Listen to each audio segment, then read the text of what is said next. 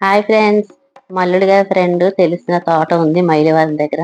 మామిడి తోట. వాళ్ళు రమ్మంటే మేము వెళ్ళామండి.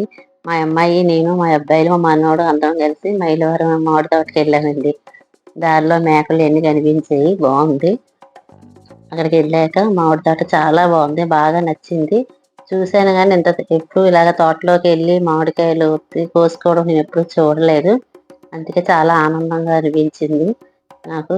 చాలా బాగుంది. ఆ రోజు మబ్బు మబ్బుగా చల్ల చల్లగా కూడా ఉంది వాతావరణం. చెట్టుకి ఎన్ని కాయలు ఉన్నాయంటే చాలా కాయలు ఉన్నాయండి. వాళ్ళు స్వయంగా కోసి మరి మాకు కాయలు ఇచ్చారండి. చాలా బాగున్నాయి. అందులోని ముగ్గిన కాయలు కూడా ఉంటే మా అందరికి తలకో కాయ ఇచ్చారు. ఆ కాయలన్నీ మేము తిని కొంచెం ఎంజాయ్ చేసాం బాగా. తోట మాత్రం చాలా బాగుంది. కాయలు చెట్టు నిండా ఉన్నాయండి. ఇవి చెరుకు రసాలు అంటండి. ఇవి పచ్చికాయలు కోసి ఇచ్చారు. మేము ఇంటికి తీసుకొచ్చి ముగ్గు వేసుకున్నామండి. మా మనవడు కాయలు కోస్తానని వాళ్ళ దగ్గర కర్ర తీసుకున్నాడు, కానీ కోయలేకపోయాడు. వాడు మాత్రం చాలా ఎంజాయ్ చేశాడు తీసుకెళ్ళినందుకు. వాడితో పాటు మేము ఎంజాయ్ చేసాము.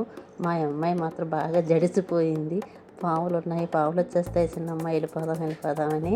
అయినా సరే కొంచెంసేపు తోటలో ఉండి ఏమీ రావు అని నించొని కొంచెంసేపు తోటలోని అలా మామిడికాయలు అన్నీ చూసుకుని ఎంజాయ్ చేసాం. వాళ్ళు ఒక ముగ్గిన కాయలు మా అందరికీ ఒక తలకొకాయ ఇచ్చారు. అవన్నీ తిని మేము టేస్ట్ చాలా బాగుందండి కాయ.